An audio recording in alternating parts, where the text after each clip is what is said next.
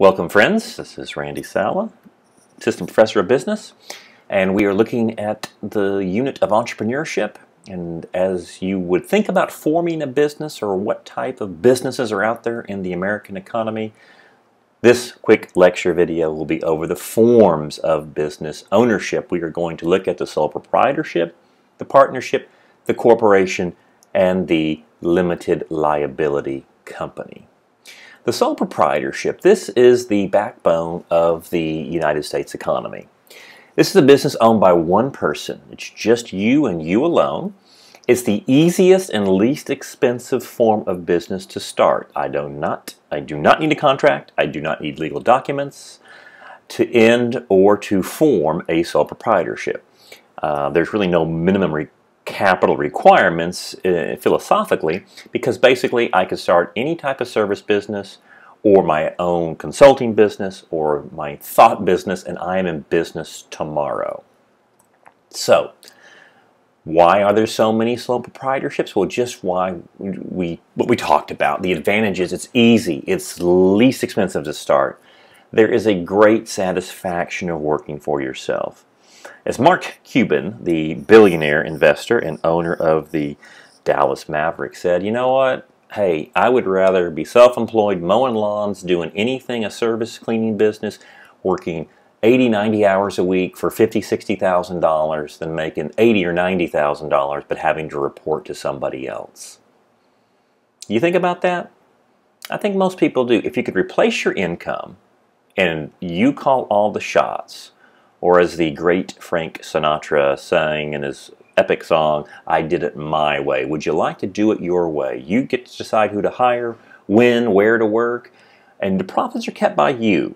All right? All your information is private, which means only the Internal Revenue Service and yourself really have to know all that. So that's very, very interesting. That's why we have so many sole proprietorships. Are there any disadvantages of being a sole proprietor? Well, yes. There is the concept in business of liability and who assumes the risk. Now, the entrepreneur always assumes the risk in business. Unlimited liability means all debts incurred by the business are liable by the owner, because the owner is the business. If I were the business of my landscape company, and if you tried to remove me as a sole proprietor from the business, there would be no business left. It is Randy who is the business owner. It is you who are the business owner of your consulting or your social media influencing gig. If I remove you, you remove me, there is no business. So everything is on that owner. And I say everything, debts. Let's say I go out and I borrow quite a bit of money, all right, from my high-tech consulting business. And I've got a couple $100,000 because I needed equipment, I needed a nice office and furniture, had to entertain clients, and somehow I maxed out my credit cards. And even though it was a business credit card and I received some business loans, if I go bankrupt, I'd have nothing to protect me. I have to pay all that back.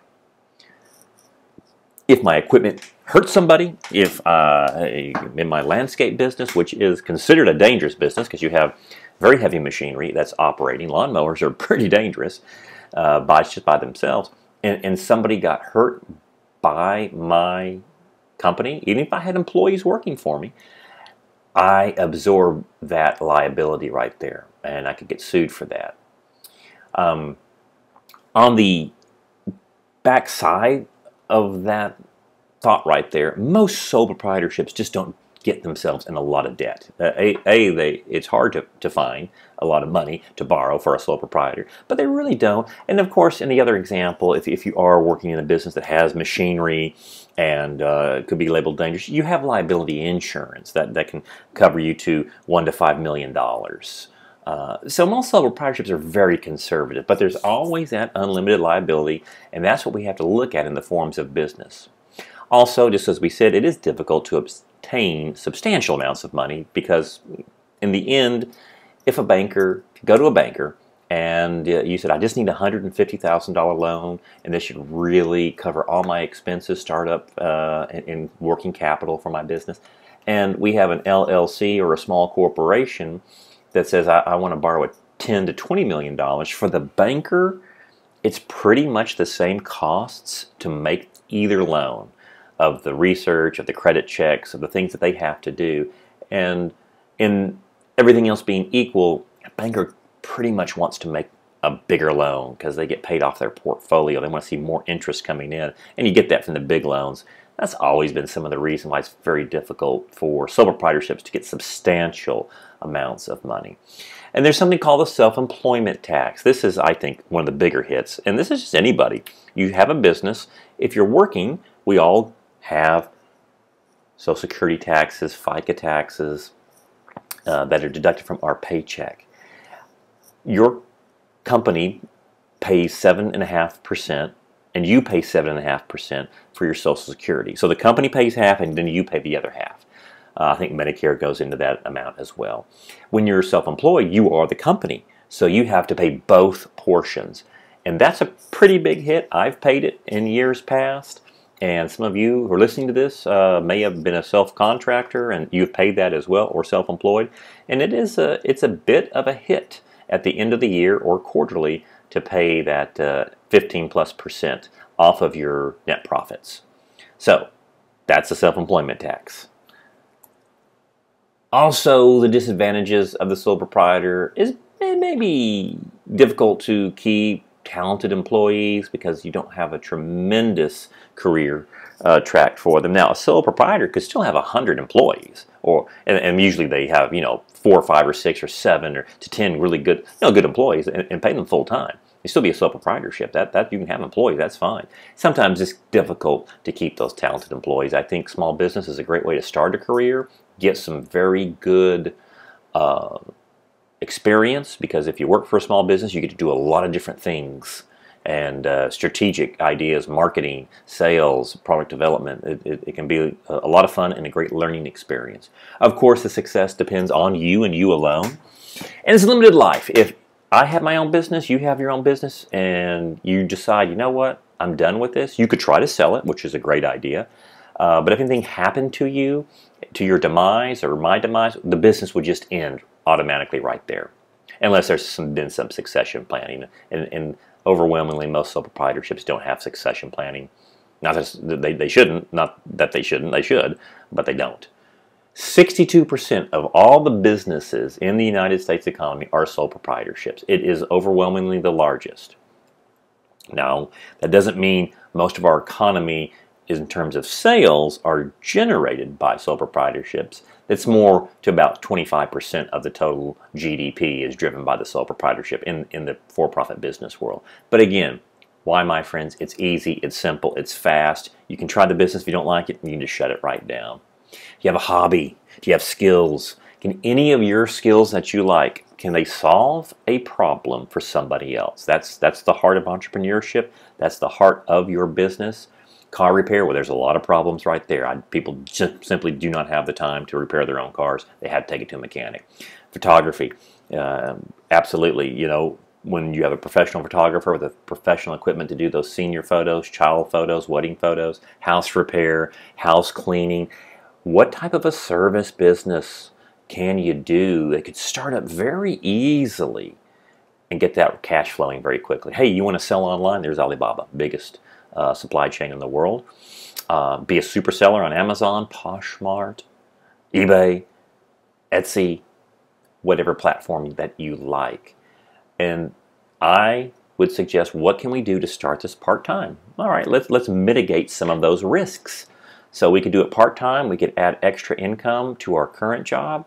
That would be great. I have several of my students in the past are now doing $1,000 up to $2,000 extra a month, and that goes into their savings, their child's education, or their own investment. So what you need to do, now this is in Texas, and so it's pretty easy. Texas is a very friendly state for business.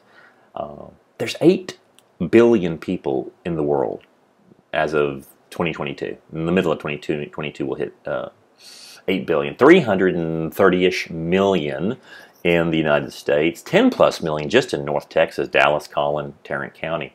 There's a lot of talent. When you think of a great name, I would suggest you register on a website. hosting. Well, like GoDaddy, that's just an example right there. GoDaddy.com, register your domain name. Lock it in, then lock in all your social media accounts as well. GoDaddy costs you, depends if it hasn't been named yet, and there's a lot of creativity.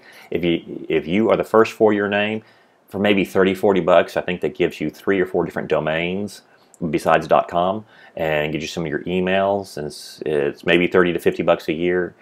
Not a bad idea, my friends. You can always register it, so when you're ready to open that business, you've got that. In Tarrant County or Dallas County or Collin County, you simply go to a county courthouse. In Tarrant County, it's about $20. That fee may move a little bit. You can possibly even just do it online, and they will check the names in this area that you can register your assumed business name. It's also called DBA, doing business as. You can use your own name. But let's start branding it. Let's get a nice brand going. Once you get that, then you can go to any commercial bank and open up a commercial account, a business account. So again, it's always a great idea to have your personal life, your personal numbers away from your business number. You don't want to use your social security on everything. The state comptroller's office online, look that up, get your tax ID number, and they'll also tell you if your business needs to collect sales taxes, and it will run through that tax ID. Again, let's have your business a separate life and your personal life being separate. It makes things a lot easier when anything comes for like an audit or just your own bookkeeping.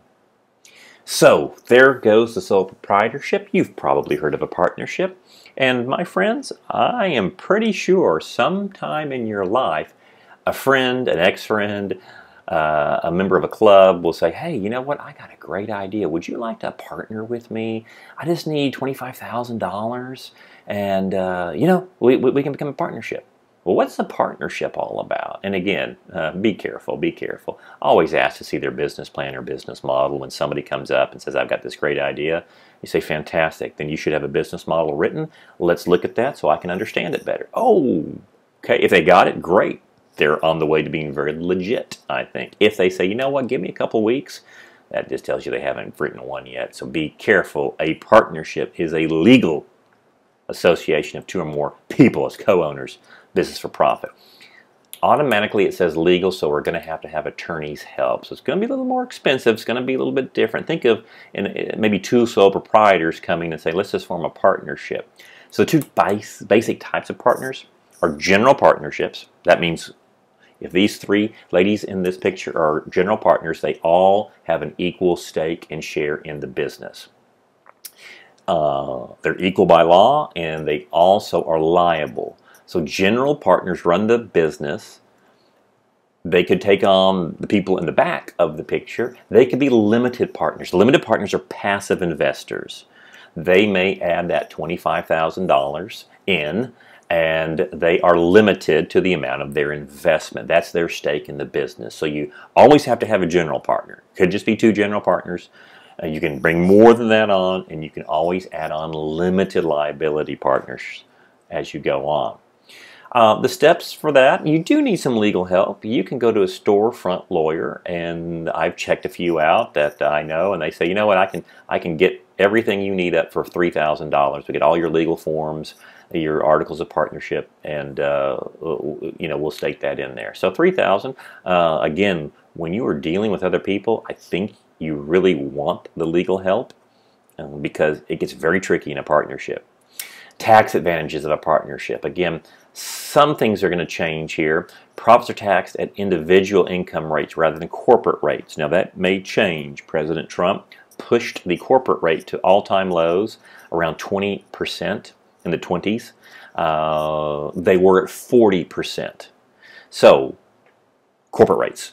Now, the individual rates are the highest. Again, all this may be changing because of the new administration, but typically around 33% was your highest income for an individual. So it made sense, the partnership, you just get taxed at your individual rate rather than a corporate rate. So that's cool.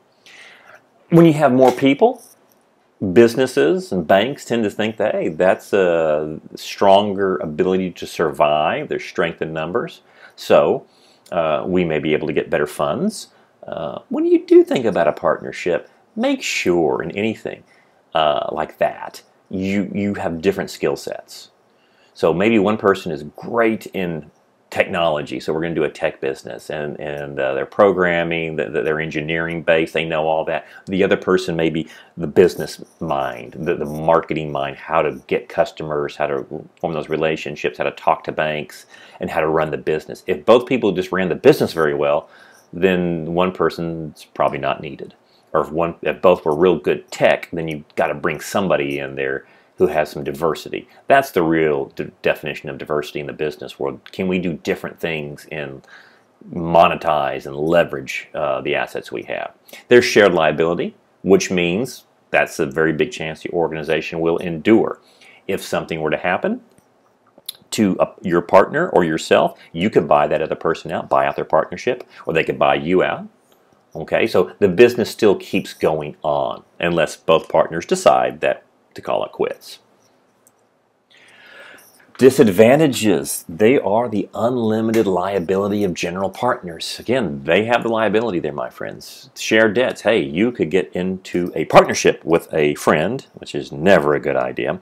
But if you did, and that friend says, you know what, I need to buy a Tesla, I need to buy a Bentley, I have to be the face of the business. I got to show customers. I got to take them to Uptown Dallas and all the best sites and all the best nightlife, so we can ink in these customers, and they may be raking up $200,000-300,000 in debt, and you're working very hard to get the business alive. And if something goes south, you are both sharing those debts. Interpersonal problems and disagreements, everything we just kind of said right there, that's the biggest disadvantage of the partnership. You know, it's hard for two people to get along, married, let alone married versus just a partnership, or even brothers and sisters. I think we all know that with family. So you better be real sure of the people that you have there, because it's going to be, you know, what are you doing? Are you working harder? I'm working harder than you. Disputes over profits. Anytime you invest in a business, that's not a liquid asset. You've got a machinery, you've got assets, and it's frozen. You know, even though you put up $30,000, $40,000, $50,000, $60,000 or more, $100,000, it's not like you can just, I want my money back tomorrow. You can't really get that out. Lack of privacy. Now we all know each other's business. And choose the partners carefully, because just what we've said, people, you know, may not have your best interest out there, and they can lie to you, and they can take the money and run. Okay, be very, very careful of that. The limited liability partnership, again, let's go back here and say that we're all owning these condominiums. I have 2 general partners, or you do, and then you've brought on 25 limited partners, and they put in $25,000 apiece. Hey, let's just say you're one of those limited partners. The 3 partners have done nothing but negligence and literally malfeasance, and so there's fraud involved. These things never got built, they never got finished out, they looked really good on the plan. They're in for $10 million, $20 million worth of bankruptcy, and the creditors are knocking on the door, and you're a limited partner. What is your liability in that? Many people think, oh my gosh, 25 of us are in this, so let's divide that 20 million by you're only out your investment. So if you put in 25,000, you are limited. Your liability is limited to 25,000, to the amount of your investment. So limited partners contribute capital to the business. They have no management responsibility, and really have a hard time even getting their input to the general partners, because the general partner simply would not have to listen to you or I. We're only liable for the losses. Anything beyond that investment, that's not our problem. But it is tough to say goodbye to the 25 grand we put up because we trusted people. Probably, if this is your way of modus operandi, and you want to do a partnership with somebody or a friend, make sure you do get good legal help. And then you want the articles of partnership. You want an agreement. Explain the duties. Who gets to pay? How much is going to work? Someone's going to work. So if someone's working 20 hours a day and the other person's working 5, and they both get the same amount of money, it's probably not going to feel very well to the other person. The debts, definitely want some legal help. 8% in the big arena of the U.S. landscape of private businesses, only 8% are partnerships, most, which is the least amount, and most are pretty much lawyers and law firms doing this because they can make and break partnerships real quickly. They can set them up in real estate partners and do a deal, and then they're done.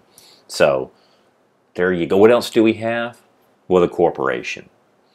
The corporation is what does run American business. Probably 20% of all businesses, maybe 25, are in the corporate world. 70-ish% of all the gross sales in our American economy, or gross domestic product from the private side, are through the corporation. So we're not as big as the others, not as big as sole proprietorship, just the number, the sheer number, but most money runs through this. A corporation really is something modern into the 1900s, probably John David Rockefeller was one of the ones who said, what can we do about all this liability? So came up with a corporation. Corporations, think of it as an artificial person. Think of it like the sole proprietor with legal rights of a real person. They can receive, own, transfer property, contracts, be sued. Now, how do we own that corporation? Well, you probably heard of shares of stock. So the corporation sells shares to investors, sharing the profit. They more than likely, they do not manage the company. Ownership can change hands several times while the management stays the same. So now we're looking at some big advantages here on the ownership. So shareholders, there's a share of stock, 10 shares, 100 shares, 1,000 shares. That's how you buy into the company. That's how they're owned. That's how they're financed.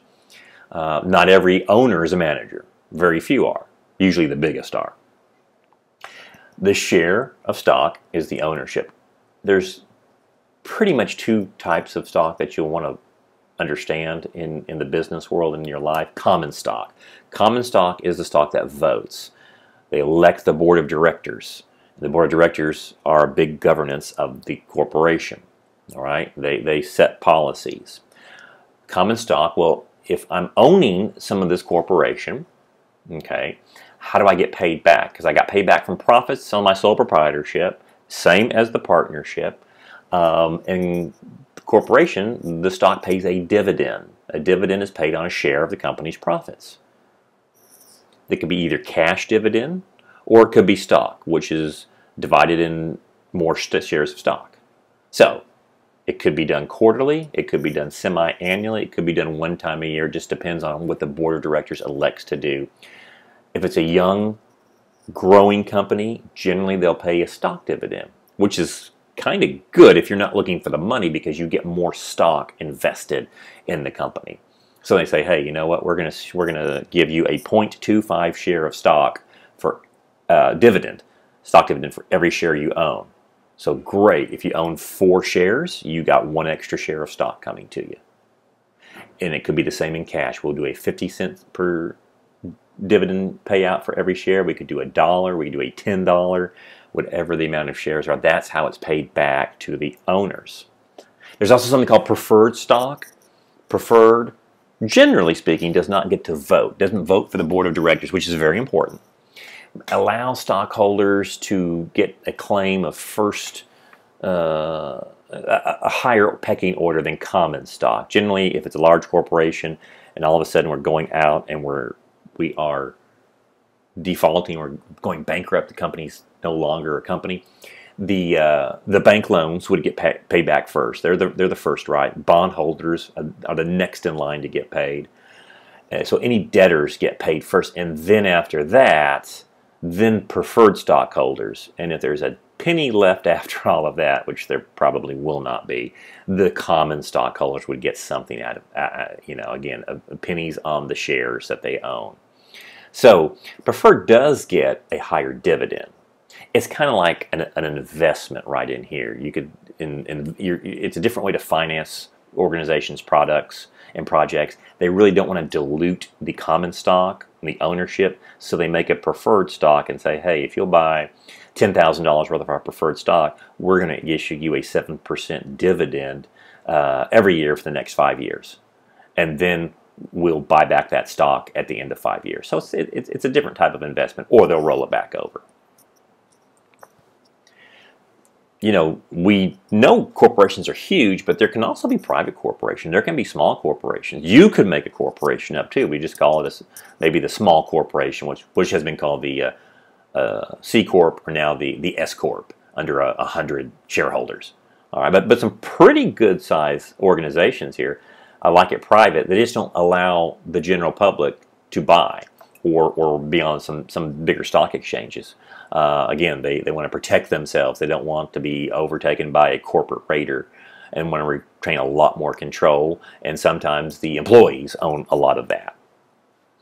Again, on your big public corporations, the advantage of that, you can finance better, increase liquidity. Now, if a corporation can sell more stock to gain more money, and they can do common stock, and of course, if they went into the banking world, they'd have to repay that debt.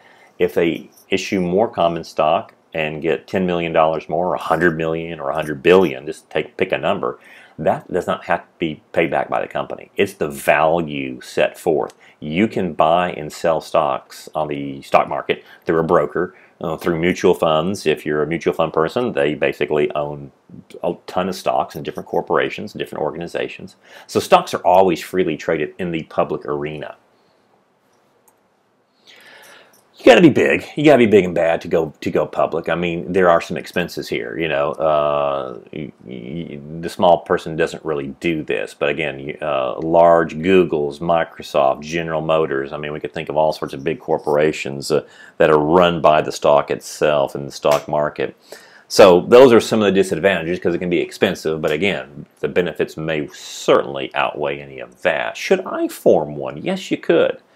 It could be expensive. It was much more expensive back in the day, but again, I've checked around for an attorney to kind of set you up with this. It's going to be about somewhere between $5,000 and $10,000. Now, you may find one cheaper. You may be able to do it yourself if you have the legal expertise. You do have to file with the Security Exchange Commission. You do have to have a CPA audit. You think very carefully if you want your own business to be a corporation, because yes, it can. Yes, there are plenty of attorneys that can help set you up, but there's a lot more devil in the details, so to speak, okay? But here's the big thing. Why would I want to do that? Well, this is the advantage of a corporation. Limited liability, and this is why they were formed, okay? The limited liability says this. Now, the CEO, who's probably a pretty good stockholder themselves, and they are the center, they are the power of the organization. If they make crazy deals, let's say, and they've got their company going well, and then 3 years later they're $100 million in debt, the company's going bankrupt. By the way, the CEO has houses in Aspen. He's got houses in France. They've got a Texas home, ranch. I mean, they've got millions of dollars of assets in cash.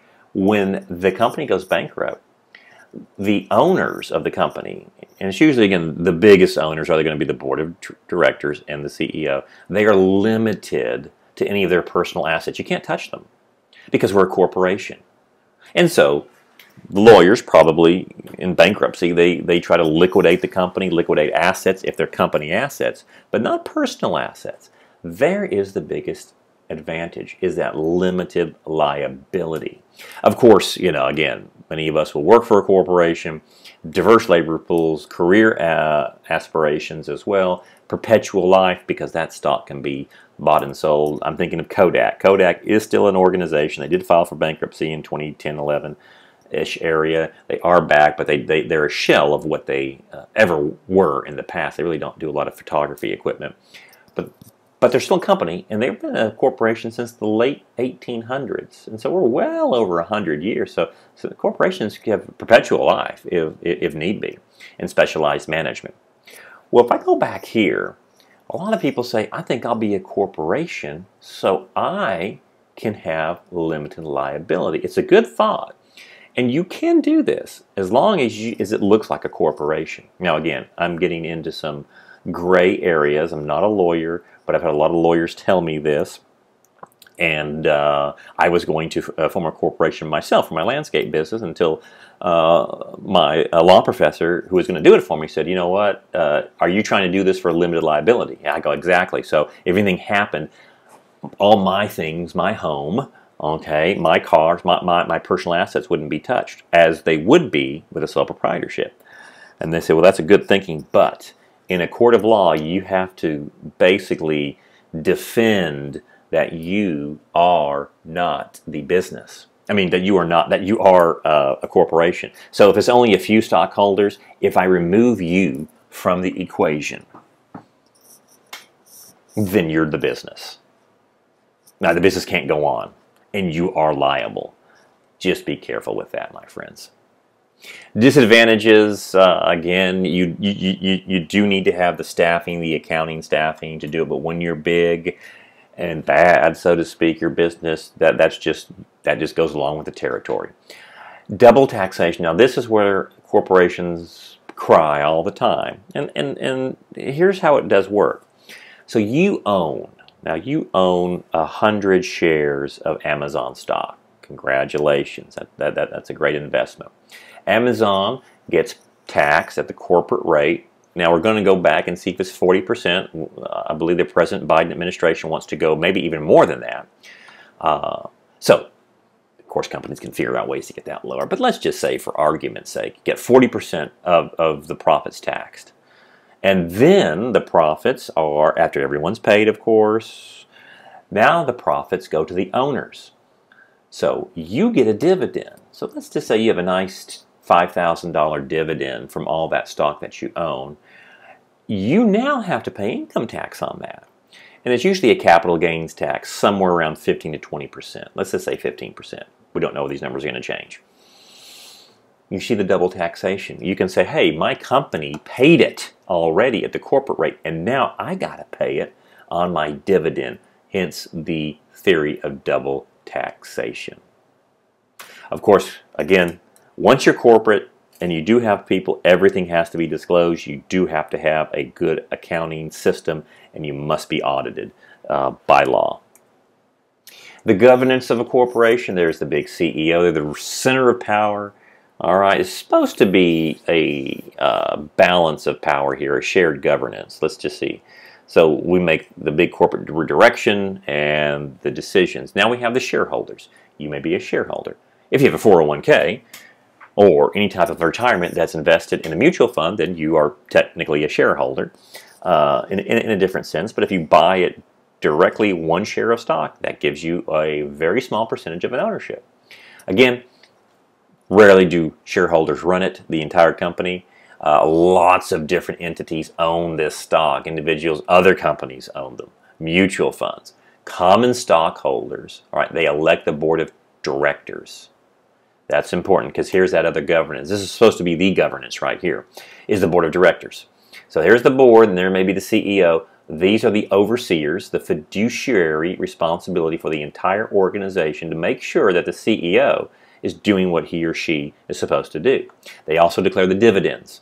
Now, how do I get on this board? That sounds pretty cool. 1, 2, 3, 4, 5, 6, 7, 8, 9, 10, 11 board members. Hey, it could be 20 board members. It just depends what the company says.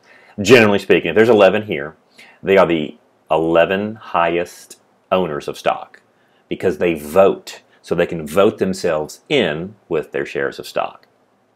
Generally, that's what happens. So that's how you get on the board of directors. Now, there's a lot of other stockholders. Say you own that 1 or 2 shares of stock. Even if you own 100 shares of Amazon, it's still, in the scheme of things, to me it's a lot, but to the board it's very little. But maybe on the voting, which every year you have to vote, you can vote by proxy, which means you could assign your voting shares to this person right here. Maybe this board director is the one that you align most with. And so even though they own 10% of the stock, which would be pretty big for one person. I mean, Bill Gates only owns 1% of Microsoft anymore. So this guy owns 10, or this lady owns 10. Then I could put all my shares with this person, and she votes. Now her voting rights may be 20%. So she is the most powerful person on the board. Other board members ask that too. Give me your proxy vote, not your shares, but I'm voting for your shares because I believe this direction is going well. That's really how things get done. Again, financial performance. So, unfortunately, they're all really pretty good friends on the board of directors and the CEO. They have to have 4 meetings a year, and those are really in nice, plush places. Also, the board of directors get paid a stipend, so to speak, or an honorarium. And the honorariums are probably $250,000 for your larger tech organizations, maybe $1 million every time they meet. And they're CEOs and presidents of other organizations too, or politicians. I mean, again, we're looking for notoriety on our board of directors. We're looking for lots of connections. It could be in the banking world, the finance world, the tech world, the nonprofit world, the government world. How can we look better? And generally speaking, they all kind of have that same idea. That's why the true governance may not be visible some of the time. Well, that's the step down on the corporation, my friends. The other form that we would talk about on the 4 major forms, this is something relatively new. We really picked up ground in the early aughts this millennium, is the LLC, which is a limited liability company. In theory, it combines the both aspects of partnerships and corporations. Again, we're trying to protect liability from the owners, from their debts. And so we have members.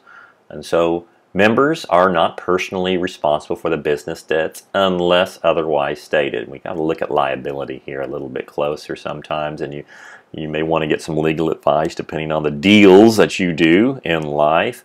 But there's that liability issue. Now, there's always exceptions to liabilities. If you wanted your own side business to be a single member LLC, there's nothing stopping you from that. But just remember, a single member LLC in a court of law, if you have to are liable for a lot of debts, more than likely it will be looked at as a sole proprietorship. If I take you out of the equation, there is no business, and so we are not saying that. So now you are liable for those debts because you are the business. Business is not a different entity. So if we had an LLC with 20 members and they all invested $50,000, it looks more like that corporation. You have a lot of input and a lot of different financing. Then that may become a whole different story. It's not just you, because if I removed you from the equation, that business can still go on with the members running it. Exceptions to limited liability. If I directly injure someone, okay, I'm liable. Of course, if I personally guarantee a loan or a debt, I'm liable for that. If I'm a single member LLC and I'm going out for a loan, the bankers will probably say, that's great, Randy, congratulations on that. Hey, I need you to sign right here that says you are going to be liable for that loan, that you are personally going to guarantee it and pay it, or you don't get the loan. More than likely that's going to happen. Anytime there's fraudulent, illegal behavior that causes harm, you cannot escape, you cannot reduce your liability. Say, well, I asked you to sign a little piece of paper that said I'm not liable if you fall off this roller coaster or if you get hurt in a bad situation that I was negligent about. I didn't have a safe operating vehicle or machinery or something else. You can't just say I'm not liable for that. That's why you have to have insurances to protect you, and et cetera, et cetera, et cetera. There's always going to be exceptions to liability. Any disadvantages? I mean, there's a little more paperwork, but it's not bad. I've had many a student form an LLC. You have to file the articles in the state of Texas. It's about $300. And so it looks kind of cool on your business card to say, Jane Smith, LLC. All right. An attorney, again, I've had several students say, I just did it myself. It was super easy for a single member LLC. I think if you're going to do a member LLC with 10 or 15 members, again, a formations business attorney who just has experience can say, hey, I think this is the way you got to go. I don't like this, or this is a good way. You really want some legal advice. And so $1,000, $2,000, or $3,000 in that scenario could be money very well spent, my friends. Business combinations, mergers, and acquisitions back in the day, in the 80s and the 70s, the companies were buying each other out because they left themselves unprotected. They may have fully depreciated buildings and equipment, or they had pension funds that were overfunded. And raiders, we would call them, would come in and start buying up some of the stock, get enough to start voting big time, and then get proxy votes to take over the company, and then pay back the banks with the overfunded or assets. that they took from the company. It's a complicated way of saying what happened today. Again, it's a corporation buying another as a controlling corporation. And generally speaking, why do you want to do that? Maybe it's a better economy of scale. I'm the bigger fish in this water. Eliminate expenditures. They always sell it very high to stockholders. Let us buy this company, and here's what's going to happen. We'll be bigger. We'll have a bigger brand presence, a bigger marketing presence. Things will be less expensive for us. We only have to run limited advertising and marketing because we're just so big. I think it's really to abolish the competition. Maybe it's new markets. Again, maybe it's getting into a whole new field, which does make sense. We may not be the strongest tech company. Years and years ago, Facebook bought Instagram for about $5 billion. And like 6 employees in Instagram at the time because Facebook did not have a mobile presence. Again, different generation, older generation, baby boomers really love Facebook. They love to be on their computer all day, and different generations just want to check it on the phone. So they thought it was much easier because Instagram was getting a full head of steam. We really didn't want to compete against it, and $5 billion was nothing for Facebook. It's basically like some petty cash to go buy lunch for some of us. They said, here's $5 billion, you're ours, and let's blow this thing up. Sometimes it's to penetrate new markets. Sometimes it's to abolish the competition. Big companies see another smaller, younger company coming up. Maybe they're producing a product at a lower price. They're gaining market share. And the bigger company says, I really don't want to have to mess with you, and it's just cheaper for me to buy you out, close you down, or just to absorb you in my organization. What's interesting, the Harvard Business Review did a study on this back in the early aughts. A long study, and said, all the big mergers and acquisitions, all the gains and the advantages, let's take out, penetrate new markets and increase market share. Even that really didn't work as much as they thought. About 85%, almost 85%, the deals kind of failed. They just never lived up to the expectations. Again, maybe they did abolish the competition, but we never saw all the great savings we're going to get or that great new market share. It's still work to do in there. So that's just something interesting to look at. I hope, my friends, that that gave you a little more insight on how businesses are formed in the United States. We have the sole proprietorship, the backbone, 62+%. You want to be in business tomorrow? Very low cost. That's your ticket. Showed you how to go get the few things you need. The DBA certificate, get your bank account going, business bank account, and roll. There's the partnership, little bit more sophisticated. Definitely needs legal help. There's the big-time corporation or the subchapter S corporation that you can go into, but you see how the bigger businesses are able to utilize that. That has the limited liability that the other two do not. And then we have the LLC, which is becoming very, very popular. Certainly if we have several members, that may be a really good way to go. Again, you could do a single member LLC just to have that cool initial behind your name. There it is. Now we will be rolling into the world of, we'll say small business. But again, just because it says a small business doesn't mean it's not good income. This is really the entrepreneurship. This is the heart of it. So we'll look at the business modeling, and I hope you'll enjoy it. Hey, thanks for watching that video.